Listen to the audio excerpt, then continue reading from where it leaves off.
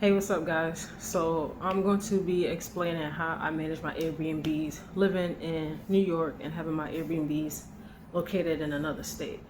So, basically, one thing I do like about the HOA is that they have to financially keep up with the exterior. So, anything on the interior is my responsibility, and then on the exterior, it's HOA. So what happened was the floor, upon purchasing the condo, the floor was unstable. They had to go underneath the floor where the joist is at, and I don't know, do what they do to stabilize it, put a different type of subflooring down and whatnot. So that falls under the HOA. So I was excited that they had to financially cough up the money for that. And they had to bring in their team of people to do it. So me being smart, I'm just like, you know what, let me take down their numbers. Let me get their numbers. And then if I have any future problems, I could just hit them up. That's what I did. I took HOA's connects. Hey, give me a number. You know what I'm saying? Like, you work here a lot. He works in the complex a lot. I was like, all right, perfect. So, I can hire you for little projects and things like that. And he was super excited because obviously it's money for them in their pockets. So that's how I was able to build my team. And then he has a son who do the same thing, whatever, jack of all trades, handyman that can fix anything in the crib. And then also when it comes to like electrical work, because one of my rooms needed to be grounded, and he gave me recommendation. So pretty much whatever contacts he had, I had.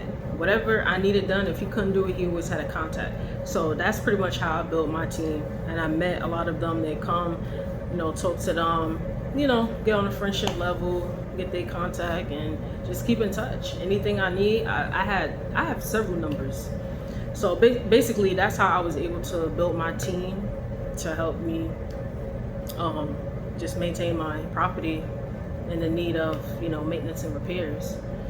So yeah, so that's that. That's actually like one of the important parts. Like, if y'all want to have an Airbnb or whatever, or buy a home, you need to have plumbers, electricians, people that can do all of those things.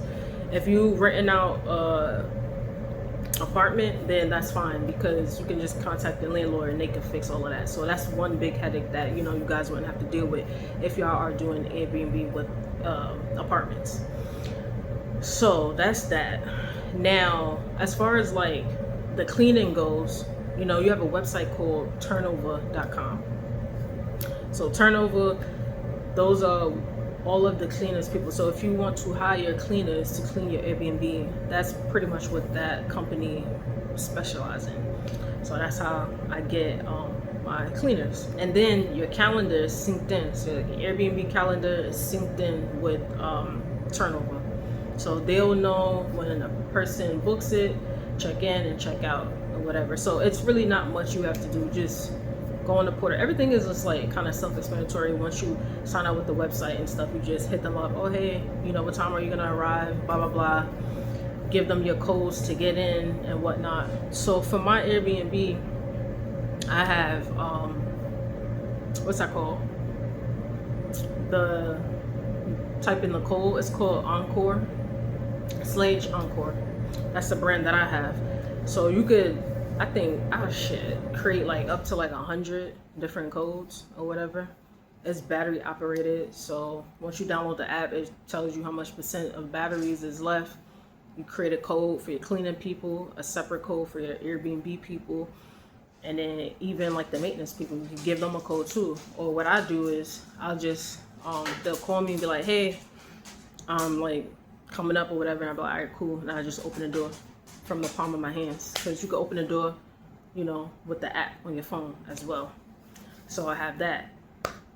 And so that's how the cleaning people come in, and when they leave, they're able to clean it. And that's how I stay hands off. Like I said, I only go to that state like like maybe once a year. I did say twice a year, but I think honestly it's probably like even one time, for the most part. But then yeah, so that's that. Now as far as like electricity go, I have all of my lights swapped out to smart lights. So again, I could turn them shits off from the palm of my hand. I'm all the way in another state. I could control it. If I want to spook them out and like turn the lights off or flicker it, it's funny to think of. So yeah, I have that. Turn the lights off. Save on my electricity. And what else? Damn, I didn't even write. I should have wrote stuff down. Damn. So I got the lights. Oh,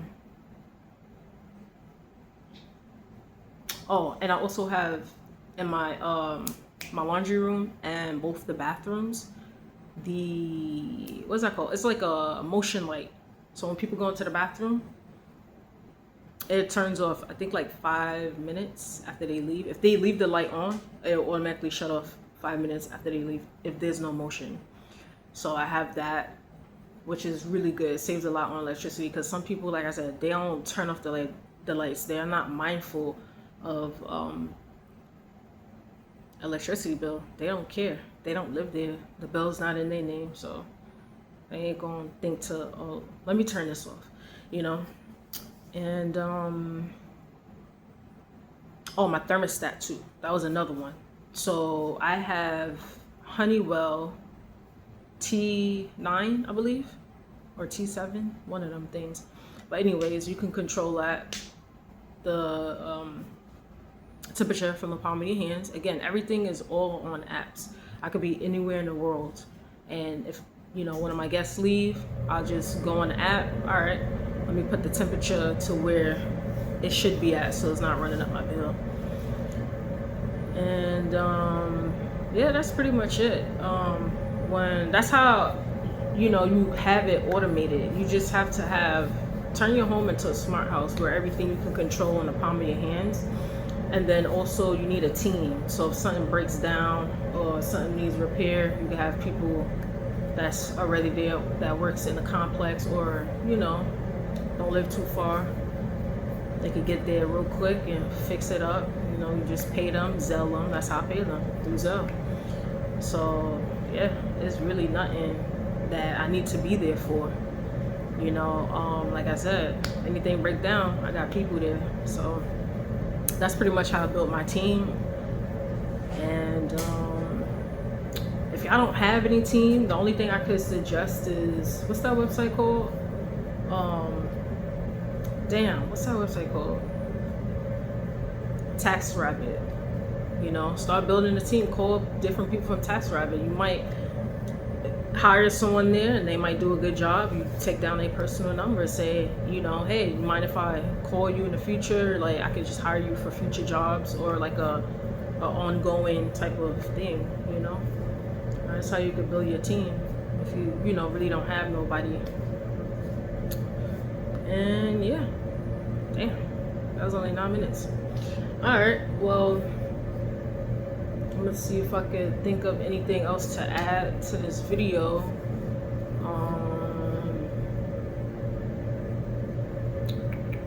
Yeah. Oh yeah, I forgot to add storage unit. So you're gonna need a storage unit in your house. So I don't know if you have maybe a 3-bedroom, and then you turn one of them into a storage unit, and you have a lock on it, a code that only you and your cleaners know the code to. And that should hold your towels, everything, soaps, whatever that you need to replenish your house, cleaning products. It should be in there, away from the Airbnb people. They shouldn't have access to that, because if they do, then they're just gonna ramshack that shit, and yeah, you're gonna be asked out. So yeah, storage unit. And you could put your own personal things in there too. If you live in there, you want to put some stuff in there, yeah. And then also before and after pics. So when I have my cleaners come in after the guests leave, I have them take a video and pictures of the whole house, how they left it. And then once they clean it, they'll do another video. What you doing, Breezy? Another video and pics for the after. And then they send me anything that's damaged out, like towels that's damaged out, or if anything is broken or like misplaced or whatever, they'll send me, you know, updates on things like that. And it's up to me if I want to file a complaint with Airbnb for replacements. I usually do it with towels when it's just like unnecessarily damaged. Like for instance, like if a woman just my towels just went from white to black because her damn makeup, when I provide makeup rags, things like that, it's just like really annoying, you know. It's tedious to replace these little things, you know. And yeah, before and after pics. And then like long-term stays, right? So like on my Airbnb I have rules and regulations, and they are highly enforced when I was doing short-term rentals, right? But now that I do long-term rentals, I find myself not even caring about some of my rules and regulations. Like the other day, I saw on the camera, my Ring camera, it was like the guy, he was smoking. So I have like a no smoking policy in my house. There's no smoking in there. But he had a cigarette. And I mean, they booked it for like a year or two. They booked it for a year. But they said they're going to extend it. So I'm like, they're going to be there for a whole year. So why should I, man, fuck it. I gotta smoke. You know, it didn't faze me because I'm like, they consistent with the payment. Not only are they consistent with the payment, like when I tell you these people don't hit me up for nothing, it's like so beautiful. I feel like if they wanted to bring people over to just stay, I honestly wouldn't even care. They paying me, they are quiet, payments is on time, they're not calling me for nothing stupid. You know what I'm saying? Like, it's hard to find good, quiet guests like that, you know, that's just not a pain in your ass and like fucking annoying. It's been times when I had people in the past, guests in the past stay, and I was so ready to cancel their damn freaking reservation, say get the fuck out, because y'all niggas is, excuse my language, y'all so freaking annoying, you know. And to me, like I said, I'm not money hungry. I'm doing this because this is my business and I'm never going back to a 9-to-5. So I'm going to continue to excel and expand my Airbnb business. So like I said, it's not for me. I'm not money hungry. If y'all annoying the shit out of me, I'm sorry, y'all got to go. Y'all gotta go. And that's just that. I know it might sound harsh, but I'm sorry. Like, my tolerance level is like, it's damn near non-existent. I don't have a level for no tolerance for like stupidity and like just being a nuisance and stuff like that. Like, you gonna kick rocks, gotta go, cancel that reservation.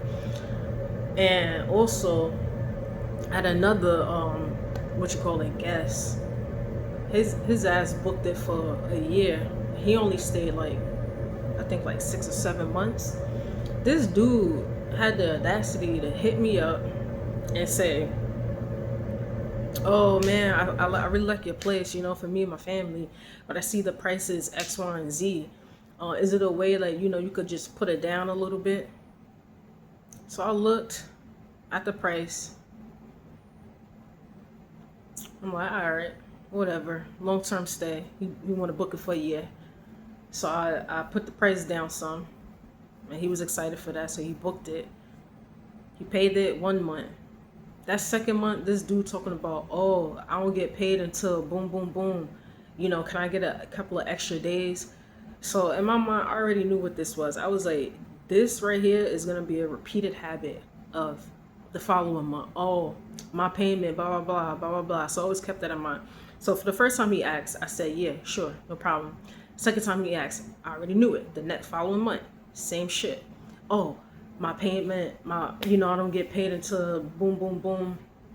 But my thing is like, if you know you don't get paid until Friday or whatever, why not wait? Because it's just like inconvenience, and it's just annoying month after month asking me for lenience and a couple of days of paying. But anyways, I was just like, okay. And I had to let them know, like, if you don't pay between, like, at a certain date, this is not coming from me. Airbnb will automatically cancel your reservation, and I have no control over that, because how the system works is that Airbnb pulls the money out of your account. They will try to pull the money out a couple of days before the due date, just to ensure that they have it on reserve to send to the host when it's the host payout time. So the guests have a different date that they get charged, and then the host has a different date from when we get paid. It's probably like, I think like 2 weeks later we'll get that money. Airbnb take that money out like 2 weeks in advance before they give it to us and stuff. So I had to let them know, like, look, I'm not trying to kick you out or anything, but if you don't have the money, Airbnb will cancel the reservation, and it's going to open up my calendar for other people to book. Now, mind you, he has 2 kids in there, 2 kids and a wife, and he's never there. Never. Always on, because he's a truck driver. So, yeah, man, I don't know. Yeah, I don't even know why I told that story.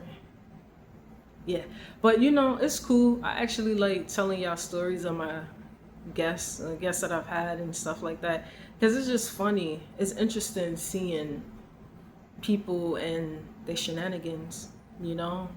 It's interesting seeing what type of people you'll get, you know. So the more interesting stories I have, I'll keep kicking them out and whatnot, because you know what, being a host, you deal with it all. You literally deal with it all. You know, I had one guest, he booked it, but I nigga barely even like went to the crib.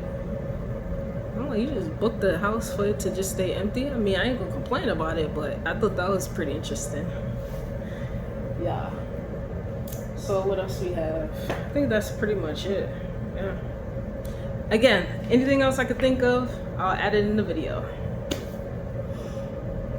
Oh yeah, and I forgot. Lastly, property management. So if you don't know no one at all in your state, wherever, or if you get it in another state, your Airbnb, if you don't know no one or have no contacts or whatever, you can consider hiring a property management. Again, that's gonna come at a cost.